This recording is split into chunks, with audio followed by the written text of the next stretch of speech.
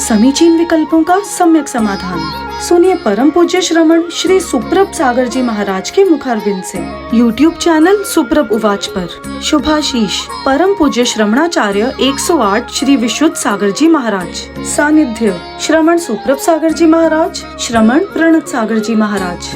पुणे आर्जक श्री रविंद्र जयश्री, कुमारी परिणा गहाणकर अमरावती, 100 मोक्षता राजस done Gavkar Aurangabad. ओम नमः सिद्धेभ्य। नमो हरिहंताणं, नमो सिद्धाणं, नमो वैरियणं, नमो वज्रायाणं, नमो शवसाहुणं। पंच परमेष्टि भगवान की परम पूज्य आचार्य भगवंत गुरुवर विशुद्ध सागर जी मुनि महाराज की, परम पूज्य मुनि श्री प्रसम सागर जी सुप्रभ सागर जी महाराज जी की, समीचीन विकल्पों का सम्यक समाधान। सम्यक ज्ञान की वह अलौकिक विधा जो हमारे जीवन के अज्ञान रूपी अंधकार को दूर करते हुए हमारे जीवन में सम्यक ज्ञान रूपी ज्योति को प्रकट कराने वाली है, क्योंकि सम्यक ज्ञान ही आत्मकल्याण के लिए कार्यकारी उपाय है। और ऐसे आत्मकल्याण की वह अनूठी विधा परम पूज्य आचार्य भगवंत गुरु विशुद्ध सागर जी महाराज के मंगल सुभाषित से परम पूज्य मुनिश्री द्वारा आपको प्रतिदिन प्रदान की जाती है। तो आप भी पुरुषार्थ करें और अपना समीचीन विकल्प भेजते हुए परम पूज्य मुनिश्री से उसका सम्यक समाधान प्राप्त करें। प्रारंभ करते आज का सम्यक समाधान। और आज के पहले विकल्प के लिए सागर मध्य प्रदेश से श्रीमती प्रभा जैन महाराज जी के चरणों में बारंबार नमोस्तु निवेदित करते हुए अपना प्रश्न करें कि महाराज जी, मनुष्य का पेट तो भर जाता पर पेटी का साइज क्या है जो कभी नहीं भरता। हमारे समीचीन विकल्प का सम्यक समाधान करने की कृपा करें। नमोस्तु नमोस्तु। ओम नमः सिद्धम। परम पूज्य आचार्य भगवान गुरुवर विशुद्ध सागर जी महाराज की, परम पूज्य श्रमण मुनि प्रशम सागर जी महाराज की, परम पूज्य मुनि श्री सुप्रभ सागर जी महाराज जी की। ऐसा कहा जाता है संसार के दो गड्ढे आज तक कभी नहीं भरे, एक शमशान का गड्ढा और दूसरा इच्छा तृष्णा का गड्ढा। क्योंकि व्यक्ति आज पेट के लिए कम और पेटी के लिए, इच्छा के लिए, तृष्णा के लिए सबसे अधिक कमाता है। किसी व्यक्ति के कमर की, पेट की तो फिर भी साइज़ नापी जा सकती है, पर उसकी इच्छा की जो पेटी है उसकी साइज़ ज़िंदगी में कभी भी नापी नहीं जा सकती। क्योंकि जैसे मैंने कहा कि ये ऐसा गड्ढा है कि वह शायद ही आज तक कभी किसी व्यक्ति का भरा, जो भगवान के सामने बैठकर बहुत बार श्रावक कहता भी है कि तृष्णा की खाई खूब भरी पर रिक्त रही सो रिक्त रही। यही स्थिति है कि पेटी इतनी बड़ी, इतनी बड़ी, इतनी बड़ी और इतनी बड़ी हो चुकी है कि उस पेटी का साइज़ ही बताना संभव नहीं है। जितना भरा जाता है उतनी ही वह पेटी का साइज़ बढ़ता ही बढ़ता जाता है। यही वास्तविकता वर्तमान में देखने के लिए मिल रही है। और वर्तमान में क्या, काल कोई भी क्यों ना हो, पर जो पेट के लिए कमाते हैं वे संतुष्ट कहलाते हैं, और जो पेटी के लिए कमाते हैं वे पापी नरकों में जाकर बहुत बड़े नरकों के पेट को भरने का प्रयास करते हैं। यही आपके लिए सम्यक समाधान। काव्य जैन नागपुर महाराष्ट्र से अगले समीचीन विकल्प। नमोस्तु महाशय, मेरा प्रश्न ये है कि जिस प्रकार साइंस में कहा जाता है कि धरती गोल है या स्फीयर के आकार की है, परंतु ग्रंथों में लिखा गया है कि 2.5 द्वीप के अंदर जो जम्बू द्वीप है जहाँ हम हैं वो थाली के आकार का है, तो हम क्या सही है क्या गलत है ये कैसे पता करें? वर्तमान का विज्ञान और हमारा वीतराग विज्ञान यानी आगम, इसमें ज़मीन आसमान का हमें अंतर दिखाई देता है। विज्ञान जिस पृथ्वी को स्फेरिकल कह रहा है, वही पृथ्वी हमारे वीतराग विज्ञान की अपेक्षा से चपटी थाली के समान है। गोल तो दोनों भी है, पर एक गेंद के समान गोल मानता है और एक थाली के समान गोल मानता है। गोल आकार होने में कोई दोष नहीं है। और बहुत सारा इस विषय में डिस्कशन जो अभी पर्यूषण पर्व में 10 दिन का शिविर हुआ था, उसमें कई सारे स्लाइड्स और कई सारे वीडियोस, फोटोज़, फैक्ट्स और फिगर्स लेकर लगभग लगभग 1.5 घंटा डिस्कशन हुआ था कि पृथ्वी चपटी कैसे है। भले ही विज्ञान उसे स्फेरिकल गोल सिद्ध करने का प्रयास कर रहा है, पर इसके अलावा भी ऐसे सैकड़ों प्रमाण हैं जिसे वीडियोज़ के माध्यम से, और वीडियोज़ नहीं, साइंस के रूल्स के ही माध्यम से खंडित करते हुए सिद्ध किया जा सकता है कि हमारी पृथ्वी पूर्ण रूप से थाली के समान है। जब पृथ्वी ही पूर्ण थाली के समान है तो जम्बूद्वीप को उसके मध्य में थाली के समान होने में कोई ऑब्जेक्शन ही नहीं है। आपने 3 लोक की रचना शायद देखी होगी, तो 3 लोक की रचना जो आपने देखी है वहाँ आप इमेजिन करना कि स्फेरिकल वह पृथ्वी हो कैसे सकती है। और स्फेरिकल अगर पृथ्वी घूमने लग जाए फिर नीचे का भी सब घूमने लग जाएगा, ऊपर का भी सब घूमने लग जाएगा, पर ऐसा बिल्कुल भी नहीं है। अर्थ मूविंग यानी रोटेशन के खंडन के लिए सन मून इनके रोटेशन के लिए जो सिद्धांत है, पृथ्वी का गोल स्फेरिकल होना, इसमें जो हमें बायस या अलग अलग प्रकार के मत मिलते हैं, इनके विषय में हमें आगम के अनेक प्रमाणों से मानना, श्रद्धान करना होगा। क्योंकि पहली बात तो बेटा ये ध्यान रखना, साइंस की भी बात आप क्यों मान रहे हैं? किसी वैज्ञानिक ने कही, उसने डाटा दिया, उसने कुछ फोटोज़ दिए, इसलिए आपने माना। क्या आपने कभी जाकर ये देखा कि वास्तव में पृथ्वी कैसी है? नहीं देखा। हम उनके एजम्पशंस को घर में बैठकर मान रहे हैं, फिर हम अपने भगवान, अपने गुरु के एजम्पशंस को घर में बैठकर मानेंगे तो कम से कम हमारा सम्यक दर्शन रहने का या सम्यक दर्शन प्राप्त करने की संभावना हो सकती है। इसलिए भले ही आज हमें विचार करने में समझ में ना भी आए, पर हकीकत पक्की यही है कि हमारी जो पृथ्वी है स्फेरिकल है, स्फेरिकल नहीं है, थाली के समान गोल है। इसके लिए काफ़ी डिस्कशन के लिए समय चाहिए, क्योंकि मिनटों में उसे समझाना संभव नहीं है। कई सारे वीडियोज़ इसके पीछे प्रयास करते हुए एकत्रित किए गए हैं। पुनः कभी उसके विषय में कोई शिविर, कोई क्लास, कोई ऑनलाइन इसमें पढ़ाया जाएगा, सिखाया जाएगा। पर्यूषण में जो शिविर हुआ था वहाँ इस पर लगभग 1.5 से 2 घंटा मात्र इसी टॉपिक पर चर्चा हुई थी। उसे दिखाने का भी प्रयास किया गया था वीडियोज़ के माध्यम से कि कैसे चपटी और कैसे फिरिकल मानने में दोष आते हैं, क्योंकि एक झूठ के पीछे 100 झूठ होते हैं। ऐसा ही फिर विज्ञान के सभी सिद्धांतों में देखने के लिए मिला। पहले स्फेरिकल बताए, फिर गोल घूमते भी ना, फिर गिर क्यों नहीं रहे, फिर ग्रेविटी बताई, फिर बहुत सारी बताई। ये सभी उनके ही सिद्धांतों के माध्यम से खंडित किया जा सकता है, या उनके ही प्रिंसिपल्स, उनके ही बातों से बाधित किया जा सकता है। इसलिए हम जब दोनों को मात्र एजम्पशन से ही मान रहे हैं, माना की से ही मान रहे हैं, तो क्यों ना हम अपने धर्म की, अपने गुरु की, अपने प्रभु की बात मानते हुए हम धर्मात्मा बनने का प्रयास करें। यही आपके लिए सम्यक समझ। श्रीमती ज्योति पाटनी, नागपुर, महाराष्ट्र से अगले समीचीन विकल्प के लिए। कोटि कोटि नमोस्तु नमोस्तु नमोस्तु मुनिश्री। शुल्लक जी के चरणों में इच्छा में। गुरु जी, 4 महीने से हम 4 आराधनाओं के बारे में समझ रहे हैं। सम्यक दर्शन, इसी पे बाकी 3 आराधना टिकी हुई है।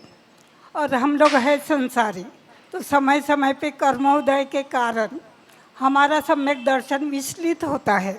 तो हम अपना सम्यक दर्शन दृढ़ रखने के लिए क्या करना चाहिए, इसका सम्यक समाधान कीजिए। नमोस्तु नमोस्तु नमोस्तु। क्षोक्षमिक सम्यक दर्शन और पंचम काल, इस कारण से सम्यक दर्शन में चल मल आगाढ़ दोष के साथ साथ चंचलता होना, कम अधिक होना, ये स्वाभाविक रूप से देखने के लिए मिलता है।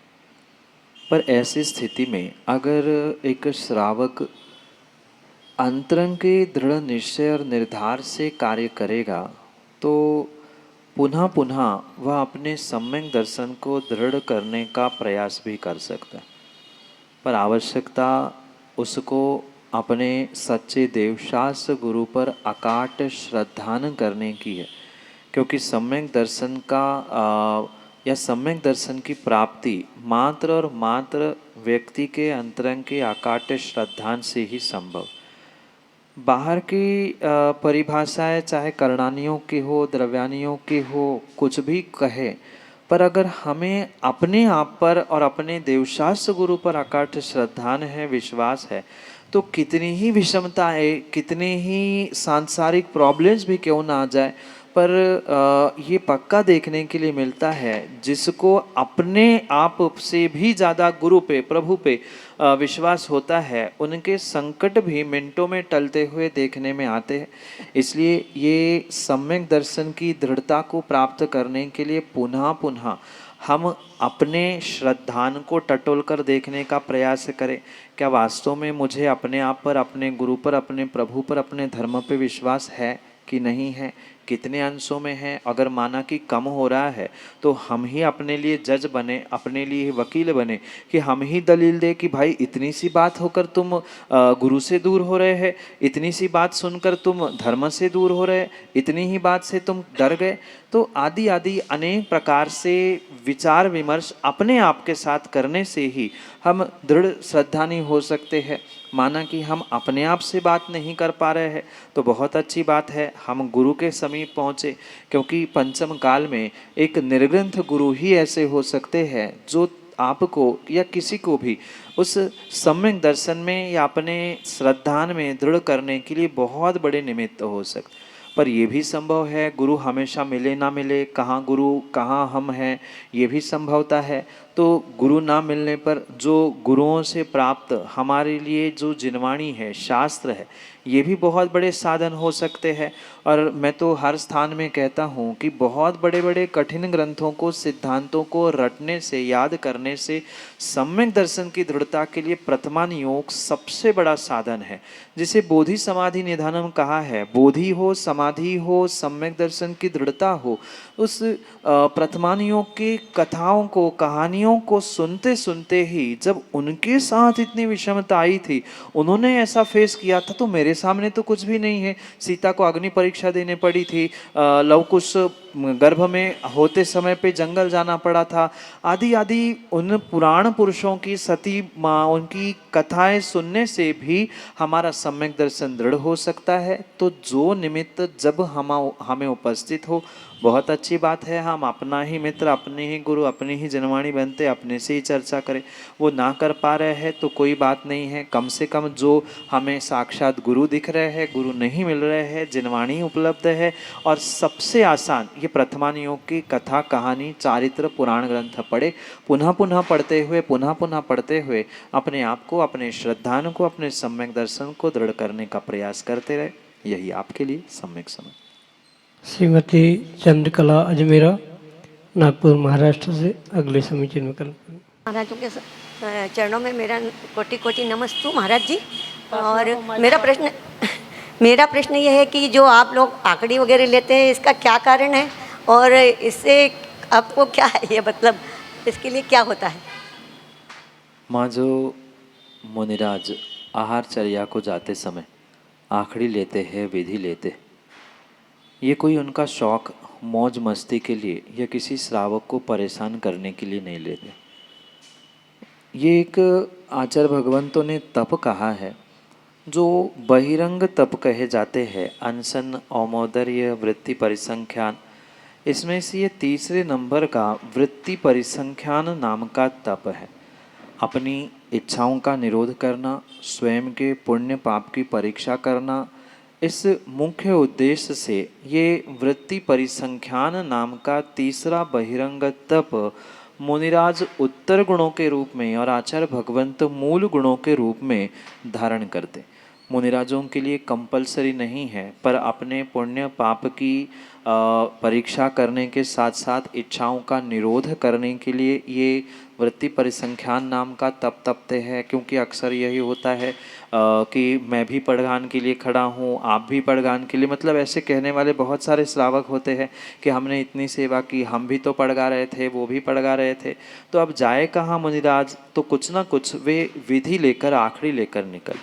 और ये भी पक्का मानना कि मात्र बाहर में, हाथ में या पड़घान करते समय ही आखड़ी की व्यवस्था नहीं है, उसके अलावा भी माना कि मुनिराज सहज पड़क गए, एक ही चौका था, मुनिराज सहज पड़क गए, पर चौके में जाकर मैं अमोखी सामग्री ग्रहण करूंगा, इतना ही लूंगा, पहले ये दिया तो ही ग्रहण करूंगा, आदि आदि अनेक रूप से आखड़ी के, विधि के प्रकार वृत्ति परिसंख्यान बहिरंग तप के निमित्त से कहे है। कर्मों की निर्जरा इसके पीछे का मुख्य उद्देश्य है। इच्छाओं का निरोध हो, क्योंकि चेहरे देखकर या बाहर के द्रव्य देखकर, भक्त देखकर, अभक्त देखकर, पैसे वाला देखकर किसी प्रकार से मन में विकल्प उत्पन्न ना हो, ये दूसरा उद्देश्य वृत्ति परिसंख्यान तप के साथ कहा जाता है। और अपने स्वयं के पुण्य पाप की परीक्षा करे कि जहाँ विधि मिल जाए वहाँ जैसा मिलेगा वहाँ शांति से वह आहार ग्रहण करके आए। इस उद्देश्य से ही मुनिराज ये वृत्ति परिसंख्यान नाम का तप विधि आखड़ी के रूप में ग्रहण करते हुए आहारचर्या को प्राप्त करते हैं। यही आपके लिए सम्यक समाधान। नागपुर महाराष्ट्र से पदम बोहरा अगले समीचीन विकल्प करें। त्रिगुरु राजों के चरणों में त्रिबार नमस्तु नमस्तु नमस्तु। क्षुल्लक जी के चरणों में इच्छा में इच्छा में।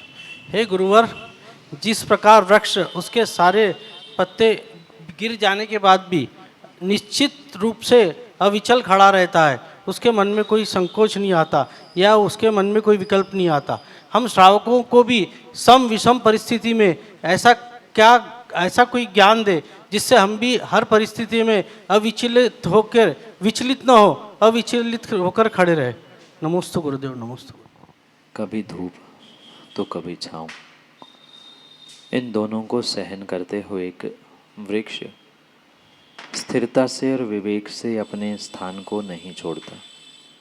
चाहे फल फूल लगे हो या चाहे पूरे पत्ते गिर गए हो, जो स्थिरता उस वृक्ष के पास है वही स्थिरता, और वही स्थिरता नहीं, मैं तो कहता हूँ उससे कई अधिक गुना विशेष स्थिरता मनुष्यों में संभावना पूर्वक हो सकती है। पर समस्या वर्तमान के इंसानों के साथ यह है कि वह छोटी मोटी बातों में आकर या छोटी मोटी समस्याओं को देखकर इतनी जल्दी डर जाता है या इतनी जल्दी चंचल हो जाता है, जिसके कारण से वह अपने आप को सही स्थान पर खड़ा नहीं कर पाता। इसके पीछे का मुख्य अगर कोई कारण है तो व्यक्ति अपने आप को, अपने ज़िंदगी को समझने के लिए समय नहीं दे पा रहा। समस्याएं आएंगी, चली जाएंगी, खुशी, कभी गम, कभी सुख, कभी दुख, ये जीवन के क्रम में चलते आने वाले सिलसिले हैं। पर इनसे, इन घटनाक्रमों से, इन परिस्थितियों से मुझे जूझना ही है। मेरे लिए जीने के लिए अन्य कोई ऑप्शन ही नहीं है। ये जिस दिन उसे समझ में आएगा उस दिन वह प्रत्येक कार्य में स्थिर हो सकता है। क्योंकि इंसान के पास बहुत सारे ऑप्शंस होते हैं। ठीक है, तुमने मना कर दिया, मैं दूसरे से देख लूँगा, यहाँ नहीं मिला तो वहाँ कर लूँगा, ऐसा नहीं हुआ तो वैसा कर लूँगा। और होने के पहले ही, करने के पहले ही वो 50 ऑप्शंस खोज के रखता है कि यहाँ नहीं हुआ तो वहाँ जाऊँगा, वैसा नहीं हुआ तो ऐसा कर लूँगा। और पक्का मानना, जहाँ कोई ऑप्शन है वहाँ उसका सॉल्यूशन कभी नहीं मिल सकता। ये निर्णय करके चले कि भाई ज़िंदगी का नाम ही ये है कि खुशियाँ भी मिलेगी, गम भी मिलेंगे, अच्छे सुनाने वाले, बुरे में सुनाने वाले मिलेंगे। मुझे अपनी ज़िंदगी अपने मतलब के लिए जीनी है, अपने आप के लिए जीने, अपनों के लिए जीनी है। ये निर्णय करते हुए अगर व्यक्ति जीने लग जाए तो शायद उसकी परिस्थिति भी बदलने की संभावना है। इन शॉर्ट, हम अपने मनस्थिति पर गौर करें, क्योंकि परिस्थिति तो बदलती ही रहती है और बदलती ही रहेगी। पर उस परिस्थिति में अपनी मनस्थिति मेरे लिए मायने रखे कि मेरी मनस्थिति क्या होनी चाहिए, कौन क्या कह रहा है, कौन क्या कर रहा है। उस वृक्ष पर चाहे लकड़हारा आके हथौड़ी भी डाल दे, चाहे कुल्हाड़ी भी मार दे, पर फिर भी उसकी आवाज़ नहीं निकलती। ऐसे ही कितनी ही बड़ी चुनौती क्यों ना आ जाए, कितना ही बड़े संघर्ष जीवन में क्यों ना आ जाए, पर ये संघर्ष, ये चुनौती मैंने ही पिछले दिनों में, पिछले पर्यायों में बुलाई थी, जो आज मेरे आमंत्रण पर मेरे सामने आई है। ये कर्मोदय मेरा ही है, ये सोचकर पुनः पुनः अपने आप को स्थिर करने का प्रयास करना होगा। ये भी पक्का है कि 100%, 100% आप पहली बार सक्सेस नहीं हो सकते। और पहली क्या, मैं तो कहता हूँ 100वीं बार भी ना हो, पर आप हर बार 1-1%, आधा प्रतिशत भी अपने आप को स्थिर करने के लिए, अपने गलती को मानने के लिए काबिल हो जाएंगे तो पक्का मानना, आने वाले समय में नियम से स्थिरता प्राप्त होगी। पर इतना ही हमें पुनः करना होगा कि अपने आप के लिए समय दे देना, और अपने आप के समय के साथ साथ मैंने किया हुई मुझे भोगना पड़ रहा है, ये निर्णय करते हुए आगे बढ़ने का प्रयास करना। यही आपके लिए सम्यक समाधान। ललितपुर उत्तर प्रदेश से रागनी जैन अगले समीचीन विकल्प। नमोस्तु गुरुदेव। द्वय मुनराजों के चरणों में बारंबार नमोस्तु शुलक जी को इच्छामि। महाराज श्री, मेरी जिज्ञासा है कि सर्वघाती और देशघाती प्रकृतियाँ जो होती हैं वो घातिया कर्मों की ही होती हैं, अघातिया की क्यों नहीं होती? सबसे पहले कॉमन सेंस से इसका जवाब हम खोजें।